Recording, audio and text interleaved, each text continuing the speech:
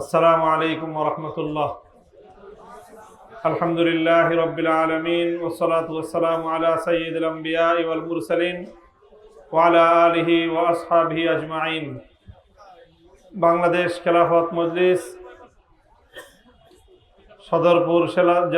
সদরপুর উপজেলার উদ্যোগে আয়োজিত, সদরপুর থানার উদ্যোগে আয়োজিত নাগরিক সমাবেশে উপস্থিত সম্মানিত সভাপতি, সদরপুর, ভাঙ্গা এবং চর ভদ্রাসনের মাটি ও মানুষের প্রাণপ্রিয় নেতা, বাংলাদেশ খেলাফত মজলিস কেন্দ্রীয় নির্বাহী কমিটির অন্যতম সদস্য, বাংলাদেশ খেলাফত মজলিস মনোনীত ফরিদপুর ৪ আসনের সংসদ সদস্য পদপ্রার্থী মাওলানা মিজানুর রহমান মোল্লা, উপস্থিত বাংলাদেশ খেলাফত মজলিসের কেন্দ্রীয় মহাসচিব সহ অন্যান্য কেন্দ্রীয় নেতৃবৃন্দ, ফরিদপুর জেলা নেতৃবৃন্দ, সর্বস্তরের নেতাকর্মী ও সদরপুর থানাবাসী, আজকে বাংলাদেশ খেলাফত মজলিসের পক্ষ থেকে দেশব্যাপী সিরিজ কর্মসূচি পালন করা হচ্ছে।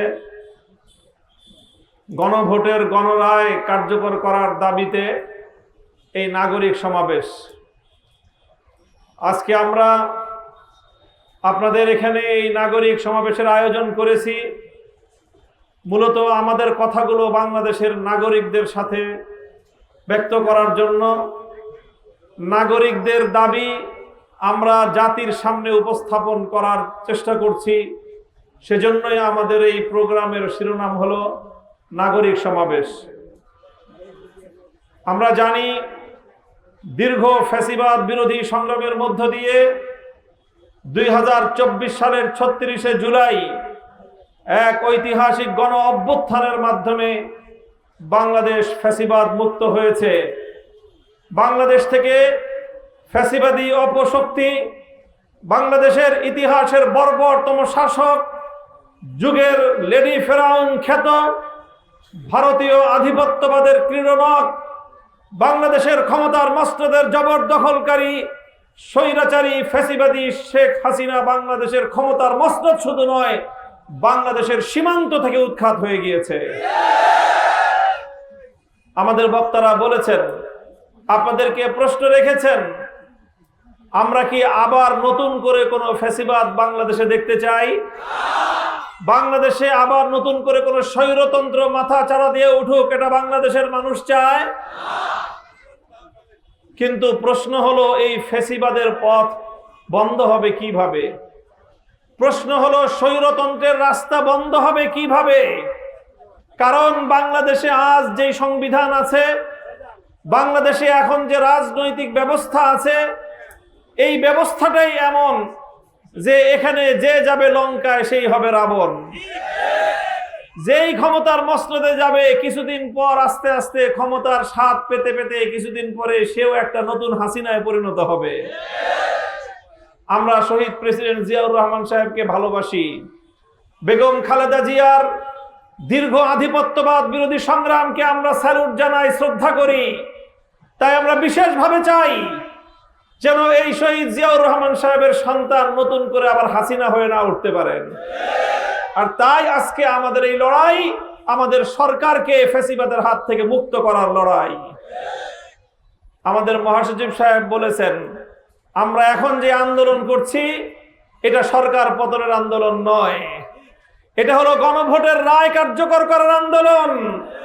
গণভোটের রায় মানে হলো বাংলাদেশের প্রায় 70% মানুষ বিগত 12ই ফেব্রুয়ারি জাতীয় সংসদ নির্বাচনের পাশাপাশি যেই গণভোটের রায় দিয়েছে, ব্যালটে ভোট দিয়েছে, 70% মানুষের গণভোটের রায়কে বাস্তবায়ন করার আন্দোলন। প্রিয় এলাকাবাসী, প্রশ্ন করেছিলাম ফ্যাসিবাদ বন্ধ হয় কিভাবে, আর ফ্যাসিবাদ তৈরি হয় কিভাবে?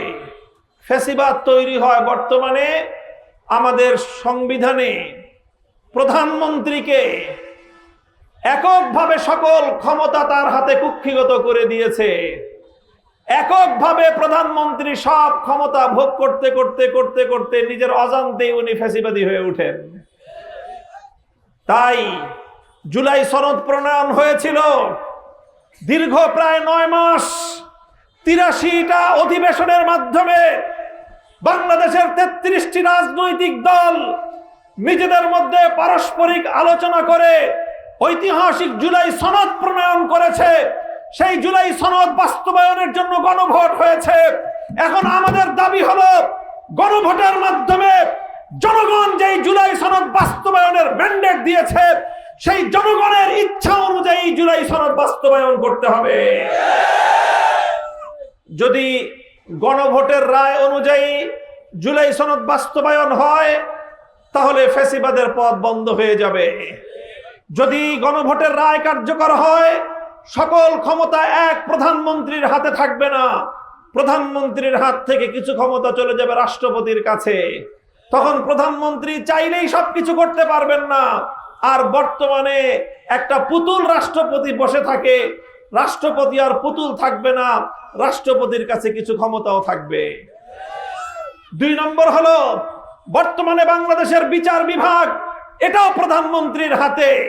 প্রধানমন্ত্রী চাইলে প্রধান বিচারপতি থাকেন, না চাইলে প্রধান বিচারপতি থাকেন না। সুতরাং প্রধান বিচারপতি এবং বিচারাঙ্গন হাইকোর্ট কোন রায় দেওয়ার আগে তাকায় দেখে প্রধানমন্ত্রীর চেহারা কোন দিকে। প্রধানমন্ত্রী বলে যদি হ্যাঁ তাহলে হ্যাঁ, প্রধানমন্ত্রী বলেন যদি না তাহলে রায় আর তার বিপরীত হয়ে যায়। এই জন্য আমরা চাই, জুলাই সনদে বলা হয়েছে বিচার বিভাগ প্রধানমন্ত্রীর হাতে কুক্ষিগত থাকবে না, বিচার বিভাগকে স্বাধীনতা প্রদানের মধ্য দিয়ে বাংলাদেশকে ফ্যাসিবাদ মুক্ত করা হবে। 3 নম্বর হলো জুলাই সনদে বলা হয়েছে এখন বর্তমানে বাংলাদেশে সরকারি যত নিয়োগ হয়, পিএসসি পাবলিক সার্ভিস কমিশন, এখানে সব সরকারি দলের ইচ্ছা মতো হয়। এই জন্য সরকারি দল যারাই ক্ষমতায় থাকে তারা তাদের দলীয় লোকজন রাষ্ট্রের মধ্যে নিয়োগ দেয়। এই জন্য আমরা দেখেছি বিগত ফ্যাসিবাদী শেখ হাসিনা গোটা দেশটাকে, গোটা প্রশাসনটাকে দলীয়করণ করেছিল। আপনারা জুলাই বিপ্লবে দেখেছেন বাংলাদেশের মানুষ, বাংলাদেশের আইন শৃঙ্খলা রক্ষাকারী বাহিনী পুলিশের বিরুদ্ধে কেমন ক্ষিপ্ত ছিল। কথা বলেন ঠিক না বেঠিক? অথচ পুলিশ এটা দেশের জনগণের একটি বন্ধু প্রতিষ্ঠান। পুলিশ জনগণের আইন শৃঙ্খলা রক্ষা করার প্রতিষ্ঠান। কিন্তু বিগত আমলে শেখ হাসিনা পুলিশকে জনগণের বন্ধু রাখে নাই। আওয়ামী লীগ, যুবলীগ, ছাত্রলীগ, হেলমেট লীগের পরে একটা নতুন একটা বাহিনী তৈরি করেছিল, সেটার নাম হলো পুলিশ লীগ। আমরা চাই না নতুন করে বাংলাদেশে জাতীয়তাবাদী দল, যুব দল, ছাত্র দলের পরে কোনো পুলিশ দল হোক। পুলিশ রাষ্ট্রের বাহিনী, রাষ্ট্রের থাকবে। প্রশাসন রাষ্ট্রের থাকবে। দলের আনুগত্য এবং দলের অন্ধ অনুকরণ করবে না। এটা করতে হলে ওই নির্দলীয় একটি নিরপেক্ষ সার্ভিস কমিশন গঠন করে সরকারি সকল চাকরি নিয়োগ নিরপেক্ষভাবে হতে হবে।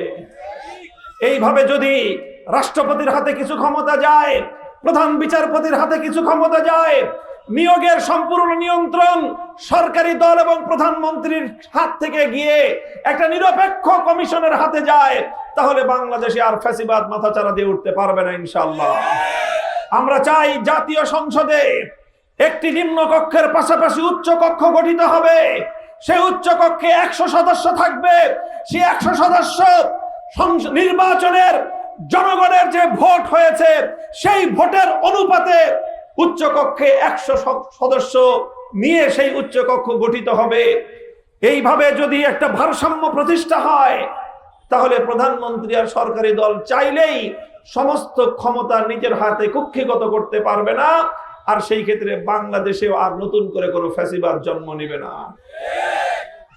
কিন্তু চোরে না শুনে ধর্মের কথা, যারা ভোট চুরি করতে চায়, যারা আবার চায় আবার সেই আগের মতো তত্ত্বাবধায়ক সরকারকে নিজেদের হাতের পুতুল বানিয়ে নতুন করে আবার ক্ষমতার মসনদকে দখল করে বারবার জালিয়াতির নির্বাচন দিবে, যারা ক্ষমতায় থাকবে তারাই আবার তাদের মতো করে নির্বাচন দিয়ে নতুন করে আবার ক্ষমতায় আসবে, তারা কোনোদিন বাংলাদেশটাকে, বাংলাদেশের বিচার ব্যবস্থা, বাংলাদেশের নির্বাচন ব্যবস্থা, বাংলাদেশের শাসন ব্যবস্থা ভারসাম্যপূর্ণ হোক, পক্ষপাতমূলক হোক, নিরপেক্ষ হোক, এটা সরকারি দল চায় না। এবার 70% বাংলাদেশের মানুষ এই গণভোটের রায়ে গণভোটের পক্ষে হ্যাঁ ভোটে ভোট দিয়েছে। কথা বলেন ঠিক না বেঠিক?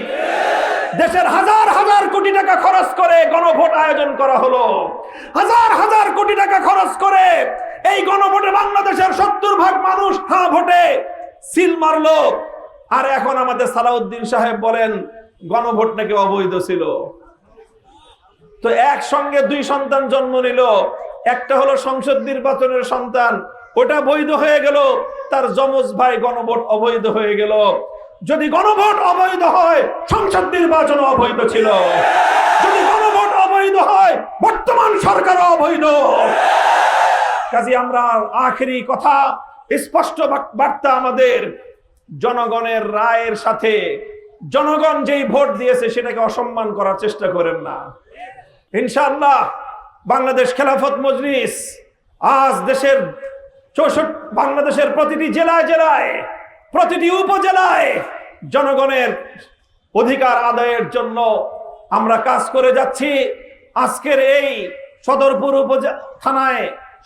উপজেলায় আয়োজিত এই নাগরিক সমাবেশ প্রমাণ করছে সদরপুর উপজেলায় বাংলাদেশ খেলাফত মজলিসের শক্তিশালী ঘাঁটি নির্মিত হয়েছে। ইনশাআল্লাহ আগামী উপজেলা পরিষদ নির্বাচনে আপনাদের সদরপুর থেকে মাওলানা সাদেক আহমদ সিদ্দিকী, যদি ইনশাআল্লাহ আমরা তাকে মনোনয়ন দেই, আমরা যদি আপনাদের সেবা করার জন্য আপনাদের কাছে তাকে প্রেরণ করি, আপনারা তার হাত শক্তিশালী করবেন তো? ইনশাআল্লাহ বাংলাদেশ খেলাফত মজলিস জনগণের অধিকার আদায়ের জন্য রাজপথে নেমেছে। সর্বপ্রথম গণভোটের রায় কার্যকর করার দাবিতে ঐতিহাসিক সোহরাওয়ার্দী উদ্যানে মহাসমাবেশ করে বাংলাদেশ জুড়ে আজ নাগরিক সমাবেশের মাধ্যমে এই গণভোটের রায় কার্যকর করার দাবিতে দেশের জনগণকে সচেতন করে তুলছে। ইনশাআল্লাহ আগামীর বাংলাদেশ গড়ার জন্য বাংলাদেশ খেলাফত মজলিস তার এই সংগ্রাম অব্যাহত রাখবে ইনশাআল্লাহ। বিগত নির্বাচনে প্রমাণ হয়েছে ফরিদপুরের মাটি বাংলাদেশ খেলাফত মজলিসের ঘাঁটি। আমাদের নগরকান্দার বাহির দিয়ার হুজুরকে জোরপূর্বক ক্ষমতাসীন মহলরা অবৈধ হস্তক্ষেপের মাধ্যমে ওনার জয়কে ছিনিয়ে নিয়েছে, ভীতির সঞ্চার করে জনগণকে, সাধারণ জনগণকে তারা ভোট কেন্দ্রে আসতে বাধা দিয়েছে। নানাভাবে ওনার পক্ষে যে গণজোয়ার ছিল ষড়যন্ত্রমূলক ভাবে সেটাকে ওনারা বানচাল করে দেওয়ার চেষ্টা করেছেন। আমরা সন্ত্রাসের পথে বিশ্বাস করি না। ইনশাআল্লাহ জনগণকে সাথে নিয়ে আগামী দিনে আমরা আমাদের অধিকার আদায় করব ইনশাআল্লাহ। আপনারা থাকবেন তো আমাদের সাথে? নাসরুম মিনাল্লাহি ওয়া ফাতহুন করিব ওয়া আখিরু দাওয়ানা আলহামদুলিল্লাহি রাব্বিল আলামিন। আসসালামু আলাইকুম ওয়া রাহমাতুল্লাহ। ইনশাআল্লাহ